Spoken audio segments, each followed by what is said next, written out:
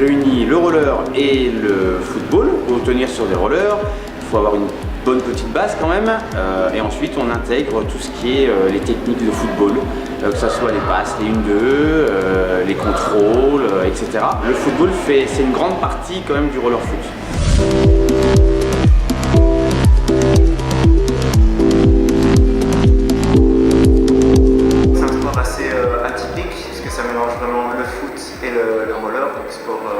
Hybride.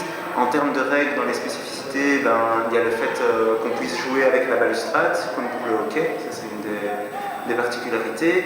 Il y a également le fait qu'on puisse passer derrière les goals et que ça continue, ça reste une partie intégrante du terrain.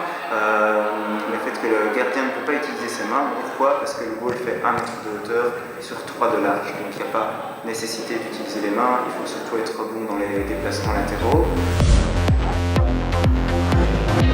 Ce qui est super important, c'est le casque. Ça, c'est primordial, parce que chaque chute sur la tête, ça peut faire très mal. Ensuite, toutes les protections des mains, des coudes, des genoux. Et en plus des rollers, on met un protège tibia, parce qu'avec les patins, quand ça va vite et que ça s'entrechoque, le choc peut faire très mal sur les tibias, du coup, il faut forcément se protéger. Donc on est protégé de partout.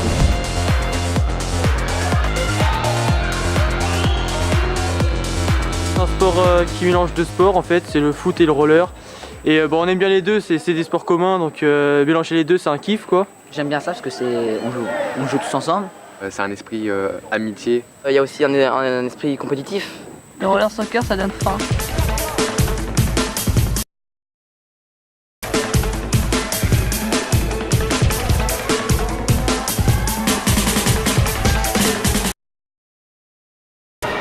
Les 1-2, le jeu en triangle, on peut retrouver des centres avec des reprises de la tête pour marquer des buts, on peut aussi retrouver des retournées, pareil sur un centre, des passes en retrait qui permettent de faire des tirs lointains. Voilà, plein de phases de jeu qu'on retrouve, pareil, dans une équipe de football qu'on peut voir actuellement lors de la Coupe du Monde. Moi, ça fait 10 ans que j'en fais. Ça avait commencé quelques années avant. Et là, depuis 3-4 ans, on essaie de développer le junior. J'ai créé un club à Ivry, c'est notre 2e saison. Et nous, on a un très fort taux de mixité, on est quasiment à 50-50 entre filles et garçons. Et le niveau est bon, c'est pas une question de genre, quoi. Les garçons, eux ils s'énervent dès qu'ils perdent. En fait, nous on est un peu plus calme. Genre, chez moi on est un peu énervé, on va le cacher, on va dire. Nous on y va moins fort que les garçons. Le caractère fille-garçon n'a pas vraiment l'importance dans le sport. C'est pas un sport de contact à la base, donc ça se joue pas trop au physique. Là, c'est eux là. Je le prends. On fait la passe à celui qui est là. Ouais.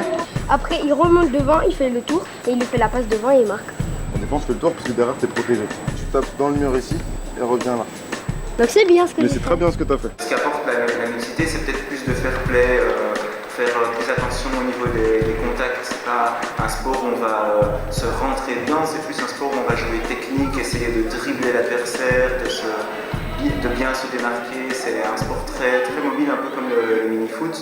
Contrairement au football où c'est sur des plus grands terrains et où il y a quand même souvent des accrochages pour s'arracher le ballon. C'est vraiment beaucoup plus technique comme sport. C'est Zach Phillips, un Américain qui a créé le sport. Il a créé mixte dès le départ. C'est un sport en développement, on est déjà très peu de joueurs. On n'a pas encore le niveau pour faire des équipes de filles uniquement. Mais on souhaite que le sport reste mixte et se développe comme ça. On est en train de mettre en place un règlement officiel auprès de la fédération avec la commission freestyle, puisque le soccer dépend de la commission freestyle de la Fédération française de roller et skateboard.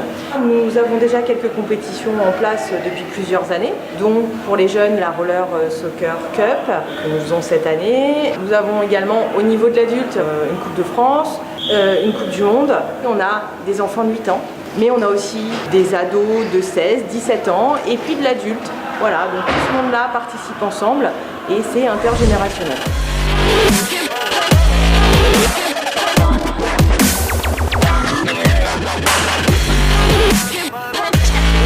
On retransmet retransmet en direct tous les matchs du tournoi en direct sur la page Facebook pour que les parents puissent regarder et même on peut retrouver plus tard, surtout sur la page tournoi, il y a tous les matchs enregistrés, on peut re-regarder tous les matchs.